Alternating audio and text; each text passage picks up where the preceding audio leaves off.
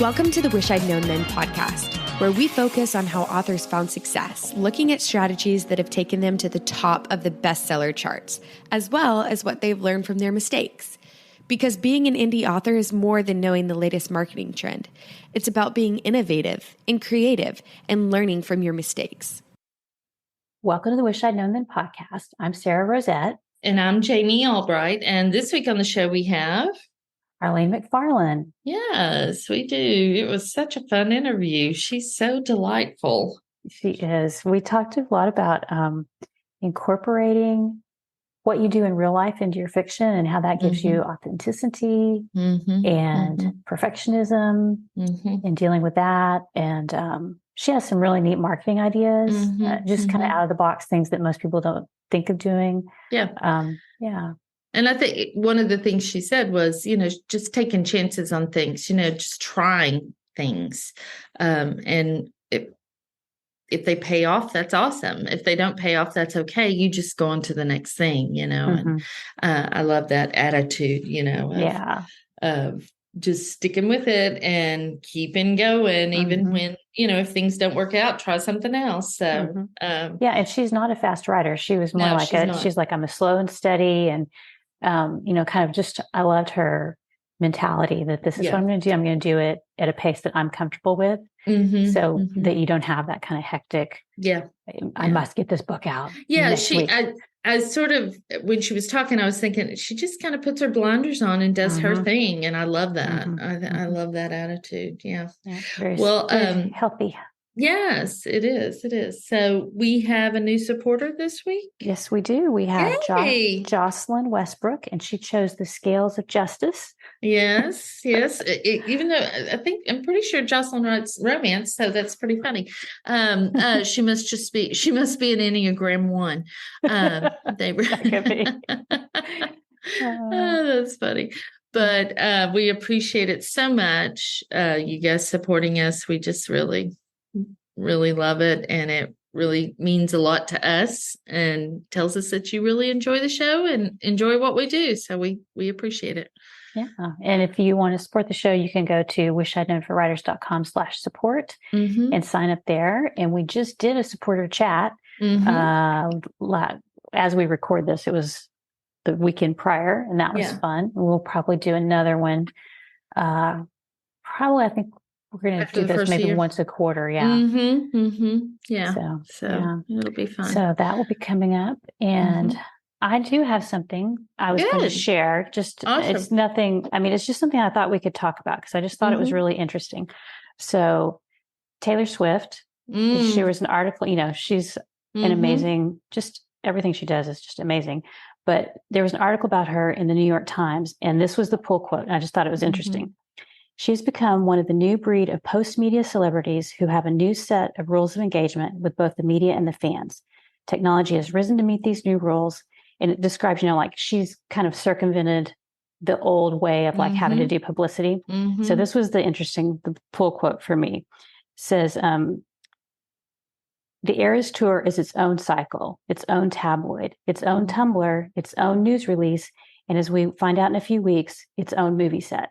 So basically, the whole premise of the article was like, can the New York Times offer Taylor anything? Really? No. Because she's kind of created her own world, and her fans are there for her and whatever she does. And I know that most of us will not reach this level of fan engagement or success, but it is interesting to look at it and see that like she doesn't have to depend on other people or other organizations. She can just do her thing and her fans support her. It's just, I just thought it was very interesting.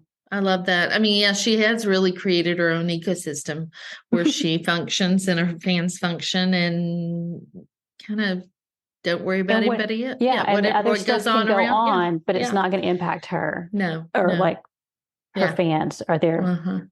They're not going to be swayed by an article or whatever. Right. Love that. That. I love that quote. That's great. Great.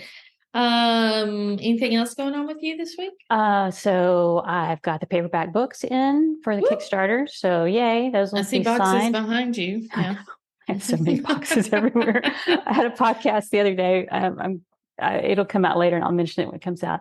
But I moved everything because it was video and I'm not used to I was like, oh no, I have to go clean up my desk in my office. But yes, the books are here for the paperbacks. I'm still waiting the hardbacks. I'll sign the paperbacks and send those out this week. So yeah, that's kind of wrapping up, and I'm kind of thinking about, I'm ready, like you were saying the other week, you're ready to get back to writing, and I'm ready too. It's like I've taken some time and done this, and I've really enjoyed it. Right. And now I'm ready to get back into the books. I'm starting to think about my characters again, and just kind of debating like what I'm going to have happen in the next book. And So, I've been writing this week, and I'm going through the 25,000 words of that book the rom-com that I had started, and I've made myself laugh a couple times, and that's always good. That's good. It's got some problems, but it's first draft. But I was thinking last night, like it is, honestly, it's pretty solid.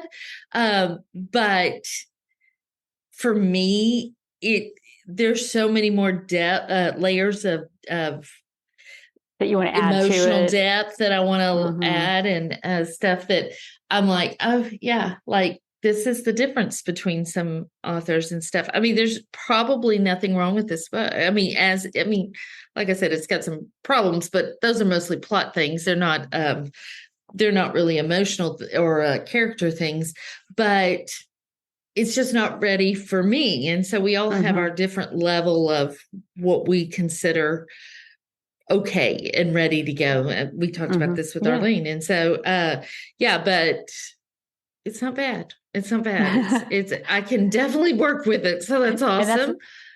That's a good feeling, right? Because it's been a while since you looked at that. Been a while. Yeah. And then I also wanted to mention, and I wish I had done this last week, but I forgot.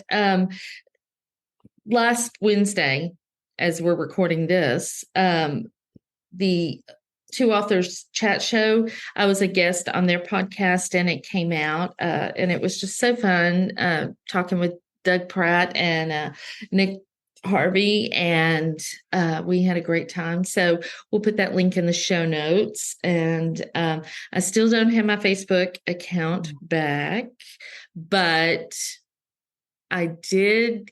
When I went in to try to log in, it showed some notifications. So we're hoping that means that we're moving closer. Evidently, I mean, literally, y'all, it was less than 5 minutes between when I got hacked and when Facebook shut me down. And evidently, they did a very deep takeover of my account. Wow. And I know, very strange. So I am hopefully in the next week or so I get it back, but it's been, I've had some moments, but I'm okay. It is what it is. I can't do anything about it. And I've had to just let that go and concentrate on the things I can do things about. So that's what I'm doing. But anyway, but we should, I put my blinders on just like Arlene does. So, I was going to say, you have had a unplanned social media fast. Yes, I weren't really ready for that one. Well, it's funny because, I was thinking that yesterday, but it's just like I still have my Instagram and I still have my Twitter. Not Twitter, TikTok, but I did not, it's a little different than Facebook. I have realized the difference in Facebook and those two things. And so, I've kind of missed it. So that's good though. Yeah. Well, hopefully it's coming back. Hopefully. So anyway, we should get on with the interview with Arlene. It's really great. And you guys are going to love it. Yes. Here is Arlene. Well, today we are super excited to talk to Arlene McFarlane. How are you? I'm great. How are you? We're awesome. And we're so happy you're here. You look lovely. We look like we rolled out of bed. Because we did. Arlene always looks amazing. Arlene always looks amazing. I think I met you at the Cozy Con, and she just always looks fantastic. Thank you. Let me read your bio and we'll get started. Arlene McFarlane is a USA Today bestselling author of the Murder Curlers series. She's won and placed in over 30 contests, including the Reader's Favorite Book Awards, the Golden Heart, and the Daphne du Maurier Award. She's also received a Voice Arts nomination for her audiobook, Murder, Curlers, and Cream. The nomination landed her in LA, where she walked the red carpet at Warner Brothers Studio. Wow. Previously an esthetician, Arlene still dabbles in the beauty industry. She's also an accomplished pianist. When time allows, she plays publicly and posts the odd makeover on her website. Arlene lives with her family in Canada. Awesome. Well, that explains the loveliness of your being. Tell us how you got into writing. Well, I started when I was pregnant with my daughter, Eden.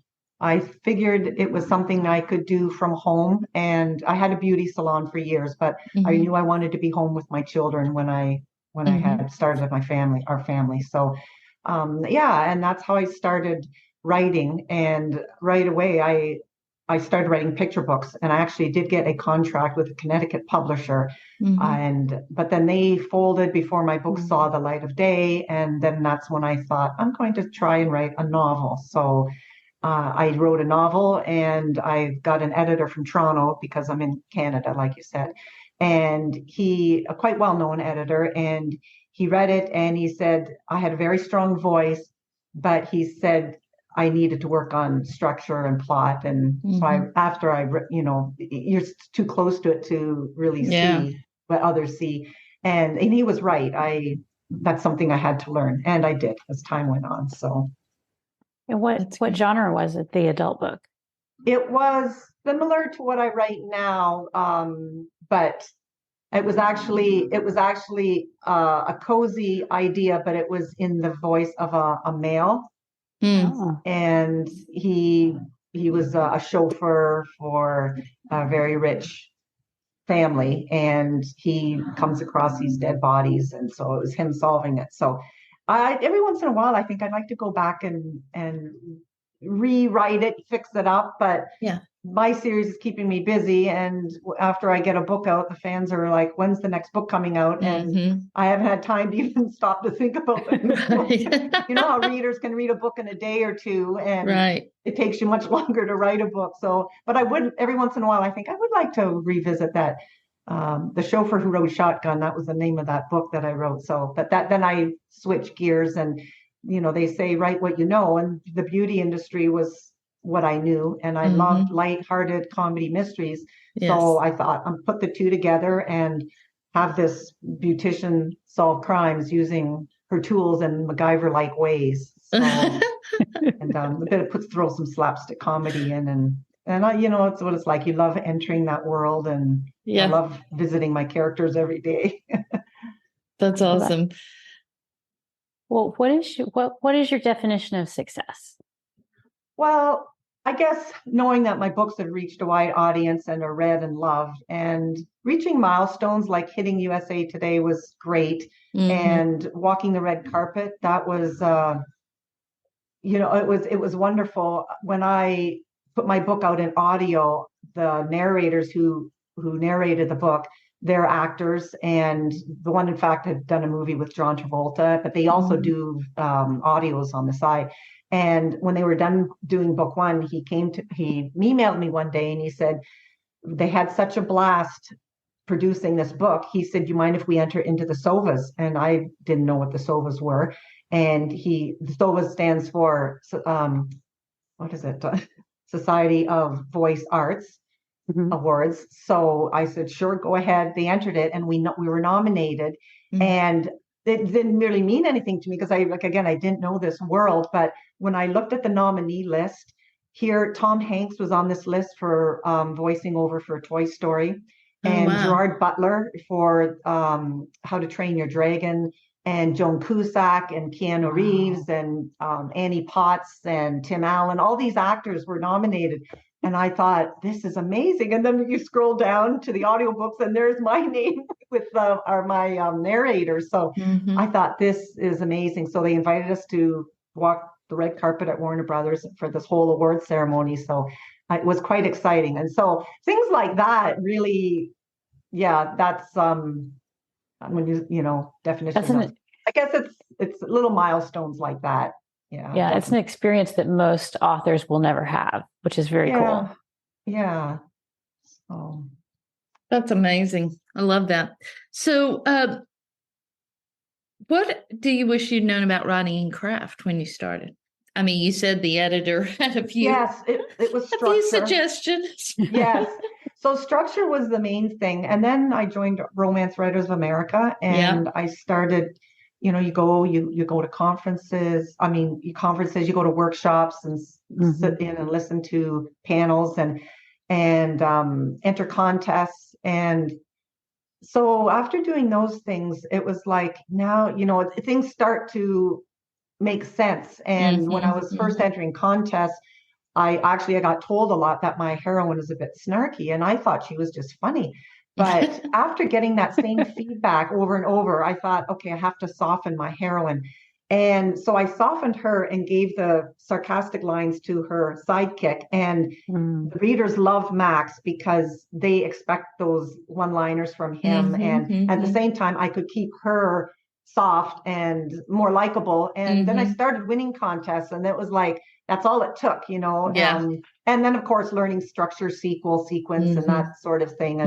And then it all started to fall together and into place. And so, yeah, that definitely the structure, but that's something that has to be learned along the way. So. Yeah, it is. You have to do it, right? You can read all about it and take classes and courses, but then when you sit down to write, you've got to incorporate that yourself, and it's a skill that you have to learn. So right, yes, and pacing and yes, everything. So yeah.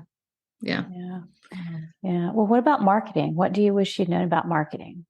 Probably that it was foolproof when you like, whether you're doing ads or whatever, but there's a lot of tinkering around and things you have to fine tune. And so I think that would be the biggest thing, that it would be foolproof. But I mean, there are so many different ways to market your book. So that's something else I've learned along the way too. Right. And we're going to talk about that later. But yeah, I love that. I love that. Yeah. I mean, it's true that you really have to get in there and figure out what works best for your audience and your books and things like that. And it's takes some time to do that. Well, what assumptions did you make at the beginning of your writing career, and looking back, did they turn out to be right or wrong? Well, probably that putting the self-published book out meant that you would have instant success. But when I published, I sort of missed that, the gold rush or the bandwagon that in 2012, 13. Yeah. I didn't publish until 2016. And by then, and I wasn't quite ready, and I just didn't want to throw a book out because I'm a bit of a perfectionist, and I just wanted to make sure it was the best I could do. And in 2013, I just wasn't convinced of that. And maybe I did miss the bandwagon, and I don't know what would have happened if I had thrown a book out there at that time, because there wasn't as much out there. Maybe it would have taken off even then, but I know. And then by the time I got my book out, then the market was saturated, and then it was a lot harder to, find your place. So, right. Yeah, but you have found your readers now, I think, right? Yeah. You feel yes. And it's always growing, but yes. But I think one of the advantages of publishing when you and I did, because I published a year after you, is that we sort of we knew that marketing was part of the process when we started. We're back in the gold rush. They could just, they could put a book up and they didn't really have to do anything. And a lot of those authors either dropped out because they didn't want to learn marketing, or it was a big learning curve for them. And we sort of came into it knowing that was something we were going to need to do at some point. And so I think that it would have been nice to publish during that time when you just put a book up and, but I think we have an advantage sometimes over people who published early and then had to come back and learn some things. Right. So, Yes. yeah. And it is unfortunate that, and I've heard that before, that a lot of authors that early on that they sort of just went by the wayside after or gave up, Well, I wanted to go back, and you touched on perfectionism, and like that's something that people, I mean, I have this tendency too. It's like I don't want to let go of something, but how do you decide this book is good enough to go out, that I'm comfortable? How do you know when you hit that point and you're okay letting it out in the world? Right. Well, I have an excellent editor.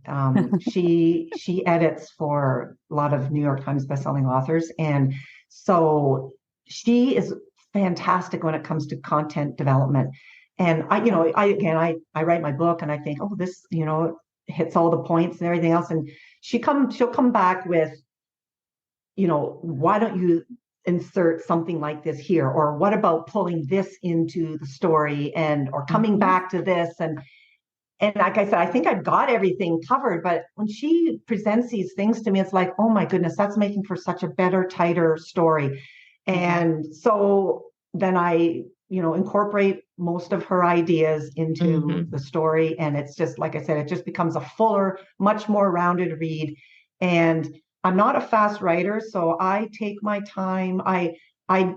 It's not worth it to me to have, quantity over quality. And because I'm a perfectionist, even after she edited it, I have a professional proofreader, Kristen Higgins' mom. She actually, in her day, she worked for, I think, editor for a magazine. And so she still does this on the side, and she is excellent when it comes to proofreading. And then I go over my manuscript again and again. And when I put it out there, I got to challenge anyone to find an error in my book. It's so important that I have it, because again, I know from what I've heard with readers and that a lot of authors, they're rushing to get the next book out, and there's gaping errors, and that is so important to me not to have. And I mean, you can always go back and open the book up again and take it off and fix it. But I just, it's important to me to know that by the time I'm ready to publish, it's as good as I can make it. So, And you want to feel confident in that, right? When you send it out, you don't want to be like, oh, I hope nobody finds 45,000 typos, So I can understand that. Yeah. I kind of the same way. Yes. And then also knowing that the plot is, everything is answered in the end, all the loose threads are answered, and the plot is, there aren't any huge plot holes that didn't get plugged. So all those things incorporated, that makes it important. So that's good advice on how to handle that. So what is the most important lesson you've learned?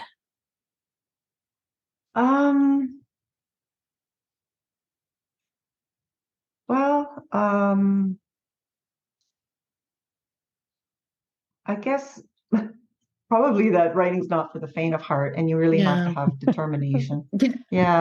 I think that's in sticking with it. I'm determined to. I love it.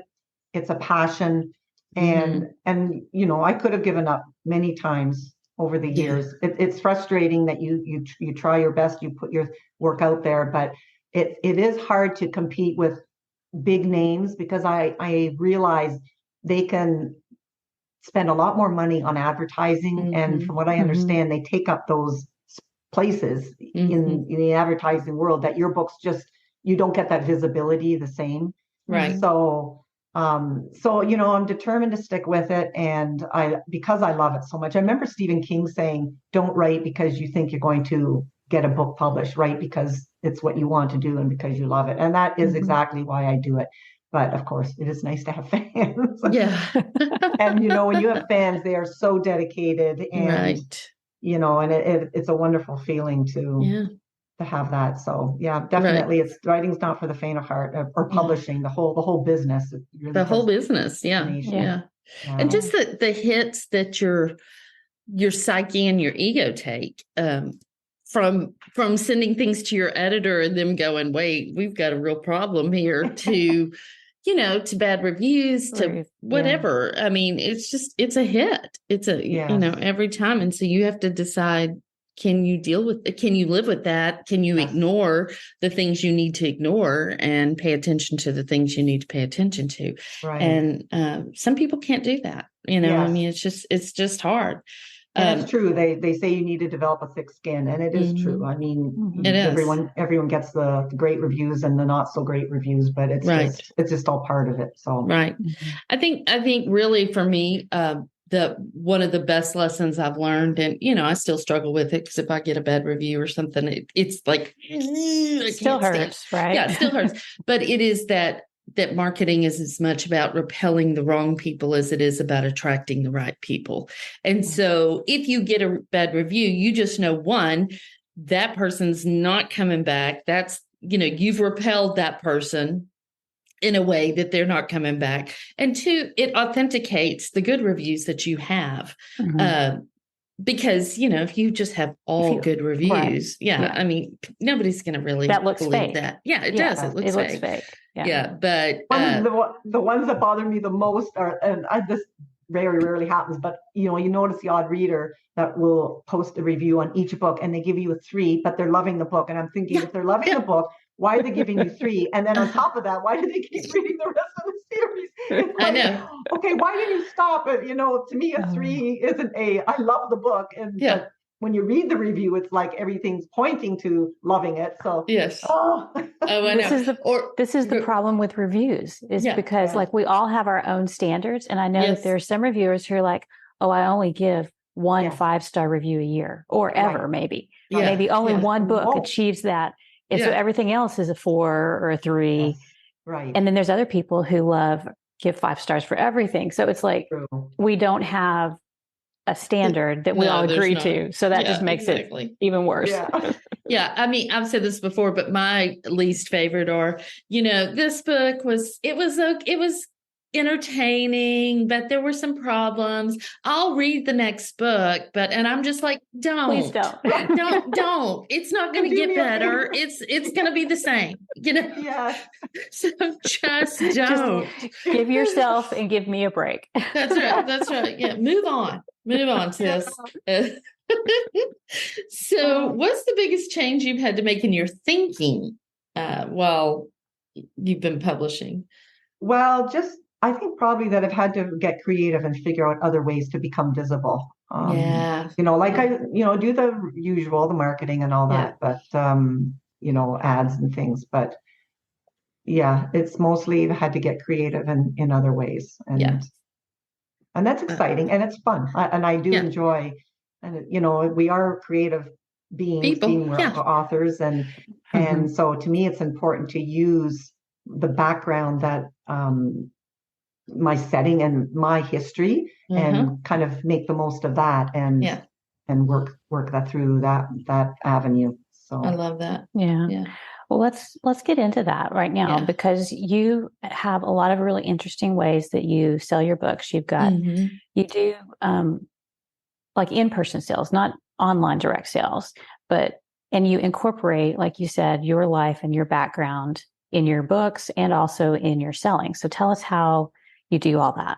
Right. Well, one of the ways that I love doing craft shows, mostly at Christmas time or Mother's Day. So I'll set up a booth or a table, and it's interesting because at a lot of these craft shows, you don't really have authors. You might have one other one, a local author that maybe wrote a child's book or something, but so I don't run into that a whole lot. So if somebody is in the market for a book, you just don't know what you're going to see at a craft show. So, but those are a lot of fun. And I love getting out and talking with people because we're home all the time. I can be an introvert because I can also be an extrovert. So I do love meeting people and being out there with the public. And the other way that I've marketed my books, especially when I was first published, I took 10 of my books, book 1, that's all I had at the time. So I took 10 books and I went to beauty salons and I'd ask them if they would sell these 10 books. I gave the owner one for free. And I'd ask if they would put these 10 books in the salon and sell them. And so I did that with about maybe a dozen different salons. I went to a few different towns, my old hometown and where I live now. And so it was nice. I left them there for a couple of months. And when I went back, they all sold the book. So it was nice. great. It was just another way to get into salons. And being that was, again, the background of my my series, and use that. And a lot of salon owners that read my books, even when I get reviews, a lot of them are like, I'm a hairdresser and I really could connect, and they could get the humor. And so I know if anyone does get the humor, it would be another hairstylist, because they can see firsthand, what. And I think it makes it more authentic when I know, there's authors that will write books that might be about a beauty salon, but they don't have that background. And when I read some books, I can pick it up myself, because there's just these little nuances or things that a hairdresser would know about that somebody wouldn't necessarily know when you're not in the industry. Like, just for an example, in my current book, I have a place where my heroine is trying to defend herself, and she holds up her knuckle. She says, any hairdresser will tell you, it's part of the occupation that you will get scars on your knuckles. And I have little V scars on my knuckle here and my knuckle here, because when you cut hair, sometimes your fingers they're not straight and they're bent a little bit, and the scissors will. So I've got a lot of V scars here and here. And in my book, there's a spot where there's hairdressers standing in a circle, and each one of them raise their knuckle to the cop, and they each display their battle scars. And I really, if you didn't have that background, it's maybe not something that you would think of. Like, so it's little things like that. And I appreciate some reviewers will even point out, you can tell that this person knows what they're talking about, because it's my background. And so, and I know we can all do research, but when you're, same with nursing, when you're right in there, and you know what actually takes place in a hospital or on the ward, it's a little different than just doing research and trying to pick it up in a different way. So, I love that. And that, like, firsthand experience that gives, like, we lately, AI is a thing and people are worried about that. But if you have life experiences that you can incorporate into your books, those are things that are going to set you apart from stuff that's like just generated, that people are, just if you can incorporate a little bit of you into your stories or your characters, that's going to make you more authentic. So, and I was going to say, I love the fact that you were doing this. Your book was about a beauty salon, or it has a salon in it. And so when people are getting their haircut or waiting for their stuff to finish processing, they can pick up a book to pass the time. I mean, I think that's a great combo. Thank you. I love that. I love that. And it does lend that authenticity. It also brings the reader deeper into the story. I just think anytime you can layer authenticity into a story, it just deepens the reader's experience. And I love that. Yeah. Well, we had Tracy Andergetti on the podcast, and Tracy's a dear friend of mine, or of ours, not just mine. And she talked about the co-writing you guys do. So can you tell us about that and how you got into it? Yes, well, it was all during COVID. I was walking every day. I walked, and one morning I thought, gee, what would it be like if 4 different heroines from different cozies came together in one book and solved a crime? And so I knew Leslie Langtree. I'd met her at a Barbara Vay Readers event, and her books are hilarious. So I thought, I got in touch with her, and I knew Diane Orgain just through cross promo, that sort of thing. And so I got in touch with her, and then I got to know Tracy through Diana. And so I presented this idea to them, and they were really excited to do this. And it was so much fun, because the book one takes place in New York at a bachelorette party, and none of the sleuths know each other, but they all knew the bachelorette from a different time in their life. So they get to this bachelorette party. The bachelorette is missing, and somebody drops dead at the bachelorette party. Well, then during the party, they come to know each other and what, their history is, and they solve this crime. So it is just so much fun writing this series because we all have a different sense of humor, and it just seems to work. It really just goes together really well. And I also design the covers of the books, and that I love the art part of being creative, not just writing, but actual. So doing the covers for each book has just been so much fun because you put the little details that has to do with, like Frankie's character likes to drink liqueurs and that, so you have a little champagne or a little martini glass or something, and the pregnant one, the Kate Diana Orgain's sleuth, is pregnant or has had babies, and so she's always eating, and so it is just a lot of fun doing the covers and that. So yeah, that was another way too that I thought, in doing this series, I'll reach 3 other audiences and they'll reach 3 other audiences. So it's like, to me, it was like a win-win for everyone. So yeah, absolutely. Absolutely. Yeah. I do love that. And I love the fact that you took the initiative. That's the thing I tell a lot of people when I'm consulting is like, you could do this. You could initiate it. Brian Cohen, I think years ago, I remember him saying that's really how he really got a lot of contacts in this business, was because he initiated and then set up author things because a lot of people don't want to do it. They want to do the project, but they don't want to set it up. And so the fact that you took the initiative and did that, I think that's awesome. And I think we should all really look at that more, because I'm sure it was a lot of work, but if you get the right people, then you're all sharing the work in a lot of ways too. Yes, definitely. Plus it gets your name out there. Yeah, it helps spread the word. Yes, So for people who haven't heard Tracy's interview, can you describe a little bit about how y'all write this? Like that's because each of you writes a different chapters throughout the book, right? Yes, and we meet and we try to put a loose outline together, and then we start, like in book 1, I started the first chapter, and then the next author, I leave it in a little bit of a cliffhanger, and then the next author comes in and writes, sort of carries on, and then, but it's in her voice, and it's her voice. And then we just keep, as the next chapter, like if a chapter hangs at a cliffhanger, and my character enters, it's like I have her sort of like the scene and sequel thing. That's like she notices, what has just taken place.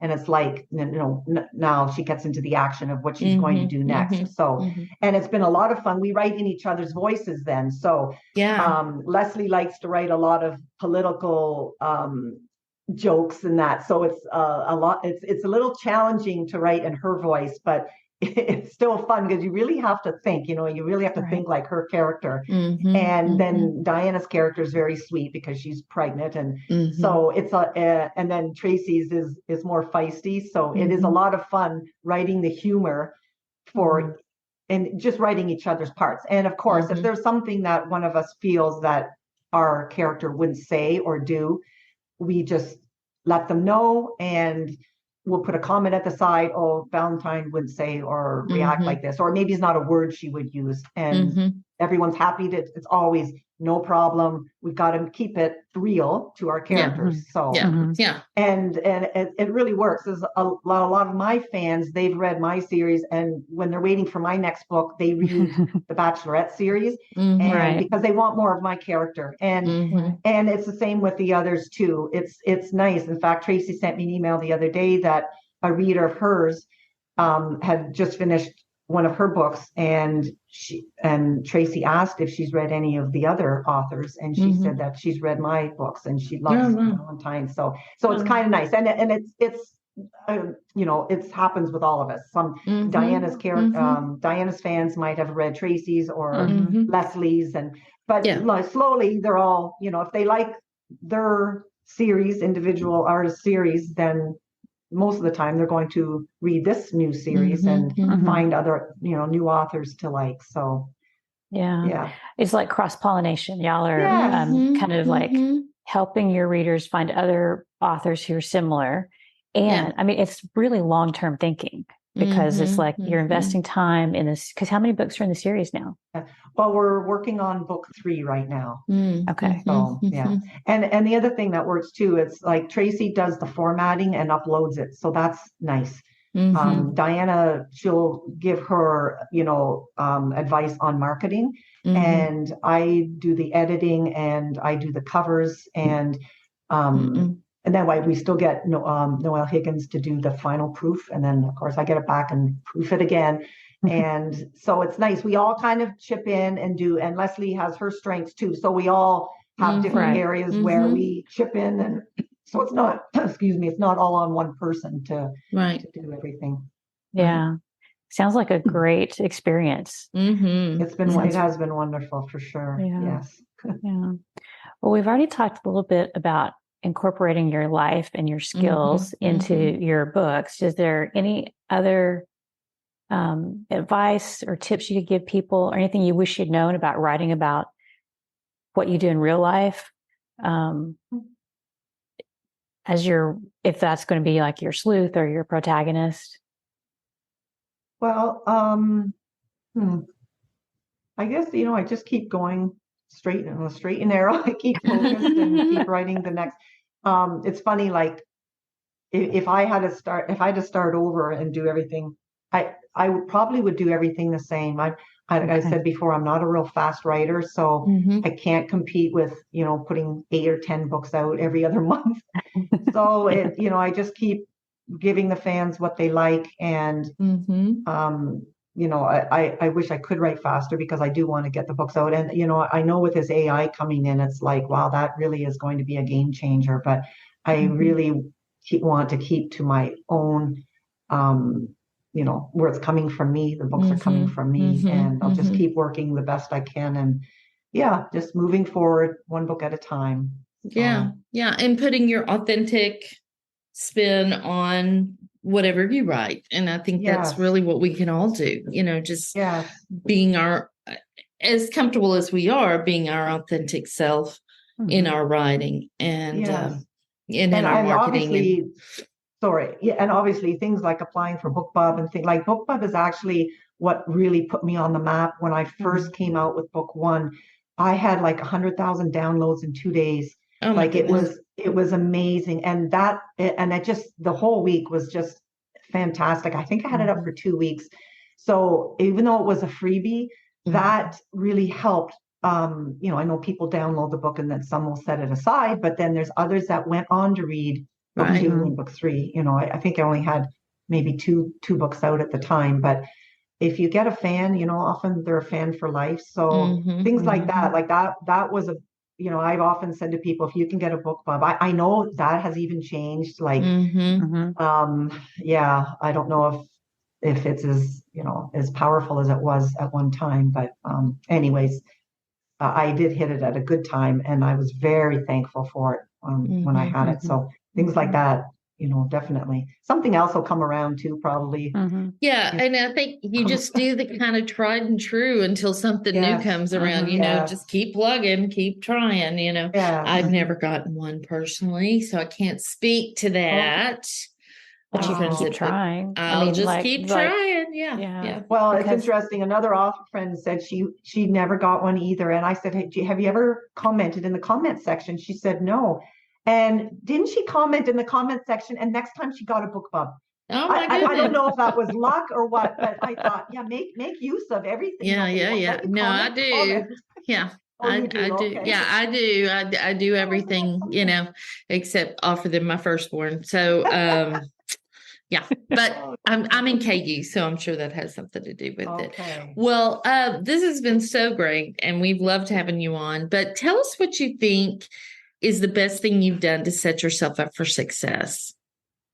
Well, I think, like I said, applying for BookBub, doing things like putting my books in audio, that you just never know what you have done or will do that may, lead to something else. And like the audiobooks, I had no clue that was even a world, these sovas, and you know, all of a sudden then I'm flying on a plane and I'm going and I'm walking the red carpet. And it was like, wow, like things like that. I just, to me, trying anything that comes your way that, I mean, if you feel it's something that you're comfortable with doing. And I just thought that that is something that definitely speaks to me. And so, yeah, definitely doing things that when you get the opportunity, and if something looks like it's something that would appeal to you, definitely go for it. So, yeah, taking chances. Yes, for sure.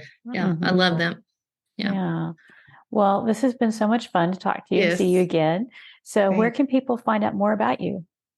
Well, my website is www.arlenemcfarlane.com. So definitely check it out. Okay. All right. That's great. Well, we have just enjoyed having you here. Thank you, Jami. So It's so nice chatting with both you and Sarah. You guys are just awesome. Thanks. Yeah, thanks. Well, we'll have the link in the show notes, and those will be at wishidknownforwriters.com. And if you want to support the podcast, you can go to that same link, but /support. And we wanted to thank Alexa Larberg for editing and producing the podcast, and Adriel Wiggins for doing the admin. And we'll see everybody next week. Bye. Bye. Thanks. Bye-bye. Thanks for listening to the Wish I'd Known Then podcast. We hope this episode inspired you, empowered you, and made you laugh a little bit too. If you loved it, tell your friends about it. And if you feel so inclined, leave us a review. We look forward to being with you again next week.